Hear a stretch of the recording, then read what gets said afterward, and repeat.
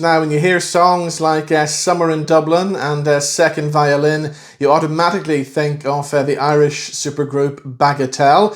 Sadly, the man who wrote those songs, Liam Reilly, is no longer with us, but Bagatelle are being honoured this coming Sunday afternoon at a very special event in Bray in County Wicklow. To find out more about that, I'm pleased to say that Ken Doyle from Bagatelle joins us now. Ken, how are you today?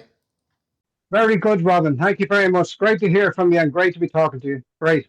Great to see you, Ken. So, over the years, Bagatelle must have received many awards and many accolades, but this one on Sunday, it's been a long time coming, and it's going to be a rather emotional one, isn't it? Very much so.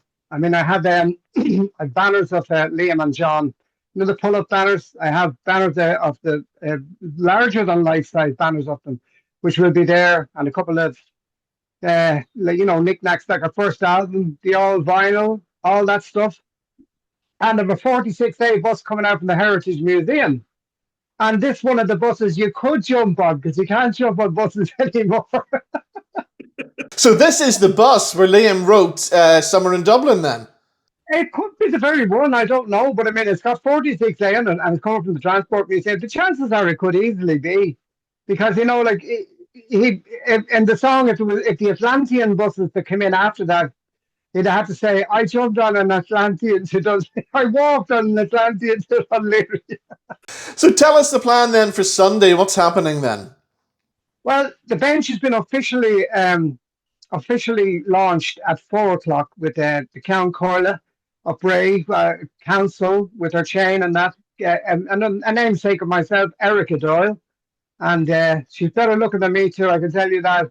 And she would be cutting the ribbon and saying a few words. And maybe a few people. I think Father Brian Darcy's coming down as well, which would be great. The chaplain of the Irish music industry, he's coming down to say a few words as well in support. But there'd be a few people. Then after that, we'll probably all jump on the 46A because that's going to be up on Bray Head where the bench is. And we'll drive down to the Bandstand where the three pubs, the Martello, the Palm, and the Promenade, have sponsored a gig for us on the Bandstand that they're going to feed us and look after us and all. And that will show you the level of support that we're getting from Bray for this project. It's brilliant. Looking back, over the years, when you first started the band as well, did you ever imagine all these years later people would still be talking about Bagatelle? Never in a million years. Like we all, really at the time, we just loved music. We just wanted to play music, drink a few beers and that. And it's only when the late, great John Woods of Polygram Records met us in a small gig in Dublin and said he wanted to meet with us. And he met with us across the road in a burger joint called Burgerland, which is no longer in existence. He bought us a burger and a Coke. And it was like, wow, we're in the big time, man. And he said, I want to record an album. I love what you do. I've been to your gigs a few times. We didn't even know he was there. He'd come in on a kind of a recce. And only for him and Oliver Barry, they created an amazing thing, and they gave us a chance. They actually gave us, I think they gave us confidence in ourselves as well, because sure, we didn't know what we were doing at all. Liam bin Liam, what an amazing genius of a songwriter. I mean, like I don't have to tell you, all the titles are there. I mean, incredible stuff that he wrote. Indeed, and all the gold discs are behind you there on the wall as well. That's right, all the gold discs, and that's only half of them. Others are in there somewhere. But we got so many awards and things over. Even IMRO gave us the Irish Music Rights Organisation gave us one there a while ago. But it's just been great, and the music, like from touring all over the world, particularly in America. We did a lot of work in the early days in America for immigration things like fundraisers and that, and even for a policeman that was shot. The New York Police Department flew us over to play because they wanted to raise funds to build a house with ramps and all for him because he was paralyzed after this guy trying to rob a bike in Central Park, and he just shot him through the chest, and paralyzed him. And he was of Irish descent. Stephen MacDonald was his name. Actually, he only died a few years ago. He lived for another 25, 30 years maybe. But at the time, they needed to raise $150,000 to build a house for him. And at that time, a house in Ireland was about 20,000, and we were thinking, "Oh my God, that's an awful lot of money to be raising."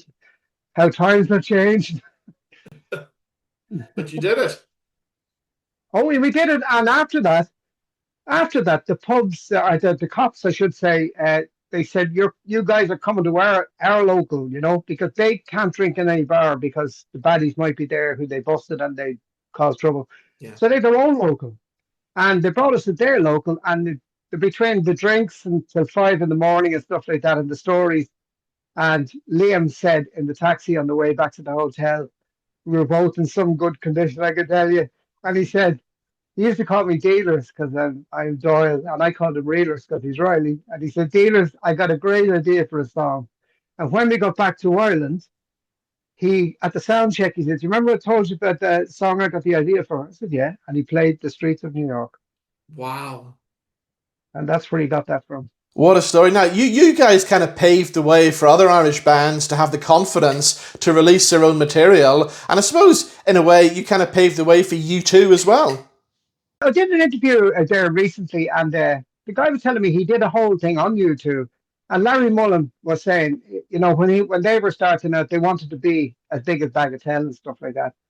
Which is like an amazing, because our John Woods, the late John Woods, who signed us, he used to tell us about these young lads that were coming in and said, if you gave us a break, we could be as big as Bagatelle, and that was U2. Now, he didn't sign them, unfortunately.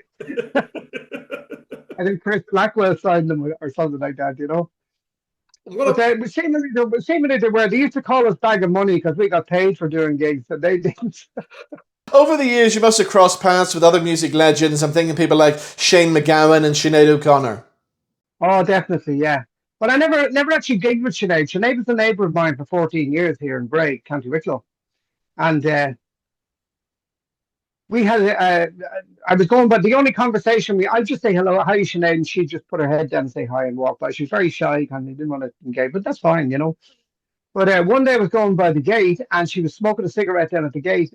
And I said, hi, Sinead. And she had the coinstones of her house painted with the Rastafarian flag. It's still there, actually. The coinstones painted with the Rasta flag are still on the house. And I said, you must be a big Bob Marley fan, are you, with the Rasta flag on your coinstones? And she said, Bob's my hero, really, And I said, well, I have to tell you, I had the honour of playing support to him in Dalymount Park in 1980. And she kind of went back a bit and she said, you're lucky. And Yes. she just walked away. Now, that has to be the big one. That has to be one of the biggest career highlights for you. Well, I tell you, there was a few of them. Bob Marley was great. I mean, that was amazing. I mean, for me to be on the stage with again, I love Bob, still do. That music is evergreen. It'll never grow old. But I remember the only time he came out of the dressing room at the back of it's a football stadium. He came out of one of the dressing rooms. I just said, Bob, I love your music. I love your approach. Because don't forget, the reggae was not like we played music. We were kind of, the 4/4s and that, where they were all over the place. And I just said, I love your approach to music. I love it. And I love the bass line. But he said, the only thing he said was, the way I look at music is the drums are the heartbeat, the bass is the backbone, and all the rest are the various instruments. We look at music as a body, as a body. Yeah. And also, the guys in the band were lovely guys. They'd never been to Ireland before. They crochet berries with the Rasta colours on them and that. And they were out kicking football in the street with the kids and stuff. And one of them said, we love the Irish people, are so friendly. And I said, oh, great, thanks for that, And then he said, wouldn't have said to me, I've been told I speak like a Kerry man.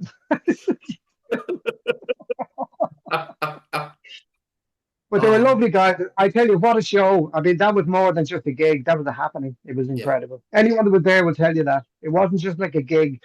And at the time, there was no real festivals in Ireland. That was that was the start of the thing, the start of the festival situation. Brilliant. It was amazing, though. But to be on the same bill as Bob Marley at the time, who I was listening to in the car on the way to and from gigs and that, and listening to the beautiful bass lines, and the drums of Sly and Robbie and that, and thinking, whoa, love these guys. So all those another incident where we got signed in Toners in Bagot Street. It used to be downstairs in the cellar. Small little gig, but it was a very nice little gig to play. They closed it down after the Stardust fire because there was no way out of it. Yeah. But we were there one night playing, and we used to take a break in the middle for 15 minutes. And halfway through, these three guys came up and they said, we used to get old music. John O'Brien was a huge collector of old tunes. He had all the stuff from Bessie Smith and all back in the 20s and all these black guys who I never heard of. And he we used to modernize these songs. And at the break halfway, these three guys came up to me and they said, "We love your music. You play a lot of rhythm and blues, old rhythm and blues, but you modernize them." I said, "Well, thanks for that." And they said, "We're from the band ABBA. We're playing in the RDS." I said, "You guys are from ABBA." And then I recognized the bass player, Rutger, and I said, "I've stolen all your bass lines." And he said, "Oh, I'm honored." Some brilliant stories, Ken. And I mean, all those memories are going to come flooding back on Sunday afternoon, I'm sure. Without a doubt. I mean, I remember the first time I heard when Liam joined the band and he, on an out of tune piano up in John O'Brien, who started the band in his house, he said, "I write a few songs as well." And he sat down and he played Summer in Dublin. And he turned around afterwards and said, "That's one of them." And we all went, "Did you write that?" He said, "Yeah." Wow. I didn't know what it would turn into, but I knew that that was just more than a song. That was something very special. Well, it's going to be a very special day on Sunday, 4 o'clock down there in Bray. I suppose everybody's welcome to come down and join us. Everybody's welcome. I just hope the weather, I heard the weather's going to be a bit squally. I just hope it isn't too bad. You get a photo opportunity to actually photo the bus that maybe Liam jumped on all those years ago. I can't wait, Ken. It's lovely to talk to you, and I'll see you on Sunday afternoon. Robert, great to talk to you again. Great stuff. Keep on rocking in the free world.